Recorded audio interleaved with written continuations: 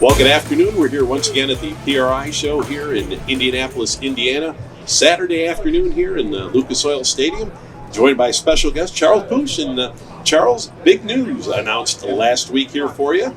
And, we've had the opportunity to work together over the years, different events, and tell all the fans what we're going to see. Well, we're going to see a lot more this year. You're going to see a lot more of me this year. I will be the Grand National full-time touring announcer for the National Tractor Pulling Association, with him being my opposite number for the live stream here. And tell us about, or tell all the fans about that. I mean, what does that entitle? So you're the official NTPA Grand National announcer, but what does that all encompass? I mean, for me, it means I'm going to travel to all the GN events throughout the summer and provide a continuous voice throughout the season and establish the narrative of points chases for everybody across every class. The announcers that you're used to hearing at events, that's not going to change. You're still going to hear the familiar voices at your favorite whistle stop on the tour. I'll just be there along with them and providing that one consistent piece. Okay.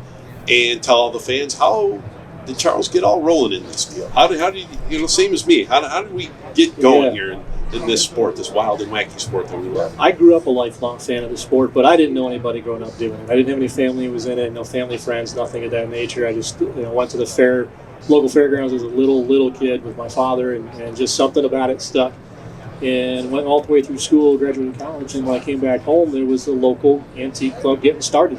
And everybody does everything in a local club, and the first pull I went to with them, I pulled a tractor for the first time, and I announced for the first time. And how many people can say they can do that? Right. Did it for the fun of it, did it for the passion of it, and if no one would have ever heard me do it, I'd probably still be doing that for free. Just because I wanted to. But over the course of 24 years now, there's been various opportunities where the right person at the right time heard me doing it. Look at that, Bud Boss shirt. Yes, look at that. Yeah, nice. You can't even see that anymore. No. Unfortunately, but classic. Yeah.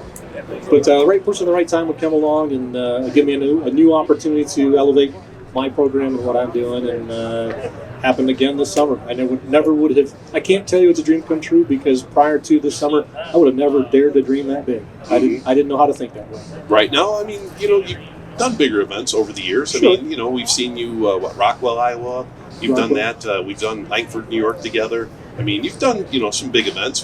How long has this all been taken? I mean, when did you actually get rolling with that? I would say the big breakout for me would have been, I think it was 2016, when Ultimate Call-Out Challenge moved here for the second year to Indianapolis Raceway Park. My partner then, Andrew Armstead, and I, we knew Kenny Eggleston, who knew the promoters behind UCC, and when we heard he was going to come to Indy, we approached them and said, hey, we'd like a shot at it, never thinking we would get it, and they said yes. And so that was probably the first step out really onto that bigger stage from doing a lot of the local, state, and regional circuits. Okay. And then kind of just evolved into, now I see you just about every year over at Lyons, Indiana. Yes. We're over on the pulling track, and you were over there on the drag strip. Now, how did that all get rolling? That came directly out of Ultimate Call-Out Challenge. There was a year where ODSS just did a little 8-car shootout to kind of start things off, and then it got me exposed to those guys. But then COVID year, nobody was racing, and Adam Blattenberg he was then the editor of Diesel World magazine, was putting together the COVID drags, and also at Wagler's track. And he reached out and said, hey, would you be interested in doing this? And I said yes, and that'd be fun to do. It was going to be all the ODSS guys. That basically turned into my audition for them. And that summer, we did it the second time. For the next year, I think it was the next year, it evolved into, they had one opening for their race at Crossville. I said I would do it. And then the next year, they said, you want them all? I said yes. And so, similar story there to what evolved with NTPA. Now, where does the Outlaw Diesel Super Series, where do they cover? East of the Mississippi is us. The National Hot Rod Diesel Association is west. I have been everywhere from Indiana to Florida to Virginia, North Carolina, and Pennsylvania with the ODSS series for this coming year. A little bit of a more compressed schedule, only 5 races, so Florida won't be a part of it, but from the eastern seaboard into the Midwest. So there you go. You had that opening.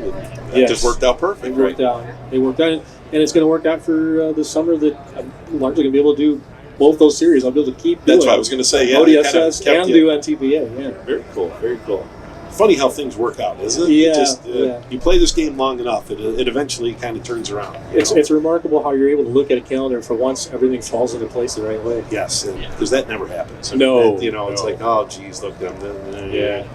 But, yeah, very cool. That's good to see. And the big announcement last week there at the banquet. You were there at the NTPA banquet. Anything to take away from that? The lights are bright and hot. Well, yeah, we've heard that many times. Yes. No, I mean, it's an honor to be able to do a banquet like that, especially for a national event. But so much of a banquet, really, regardless of who you're doing it for, is a very scripted deal. It's not as performative as doing a show is. Right. It's you're going to go down the order and then say the names. It's not super imposing to do. The difference, though, that the mental piece is when we do the banquet, everybody's looking at us. Oh yeah, right.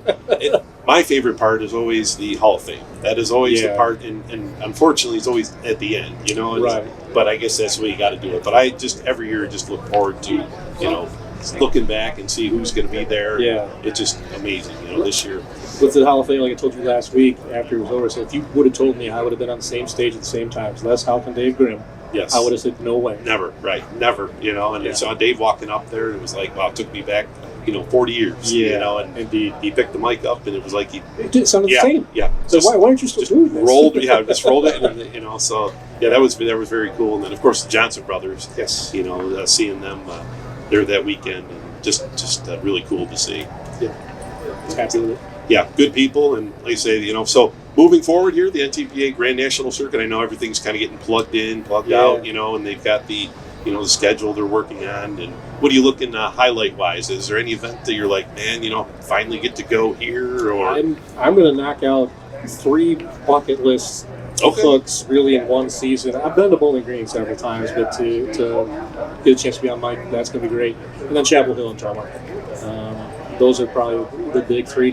And I would say Fort Recovery would be another one, but I don't know if I'm going to be there because it conflicts with Brandenburg. Oh, okay. And it's an open question at this point. It'll probably be decided, sometime this summer, maybe as things evolve or how the season's going, where they want me to go, and I'll do whichever. That was on my question list. Is how are they going to split you to get you down to? Don't know that yet. Both are on the contract I signed. It just says below TBD. TBD. So yeah, we'll see what where needed most, right? Yeah. But you talk about Fort Recovery. Kind of been a resurgence here.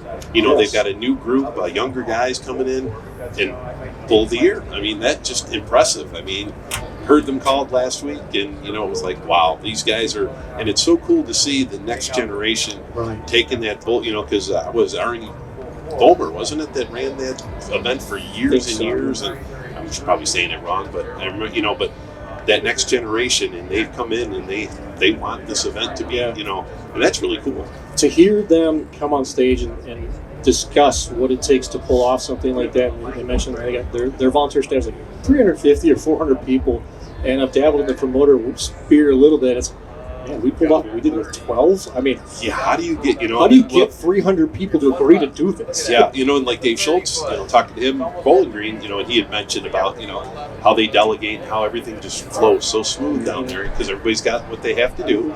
But I mean, there it's just they're work in progress, and it is showing. I mean, been there the last couple of years, and from where they have come from, and it was kind of.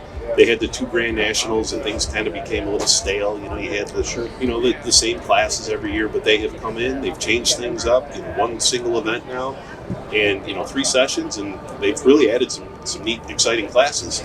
I think what it shows is time, experience, and success will continue to breed more time, experience, and success. Where now, instead of you having to go find people, you got that critical mass now, where they're coming to you.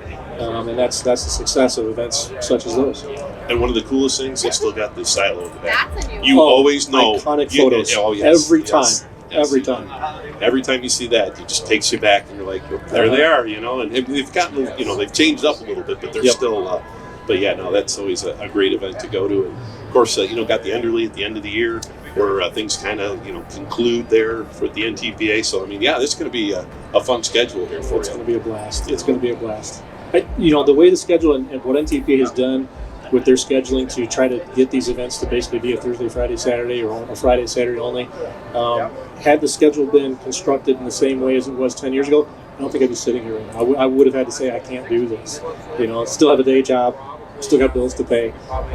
As much as the both of us would love to say that we're full-time announcers, it pays everything. Yeah, just doesn't work out that way. Yeah, it doesn't work out that way. One final question I have for you, Charles. I was talking to Darren Hartwell this morning, and we were talking about all the old Michigan events. Ionia, Cassopolis, Monroe.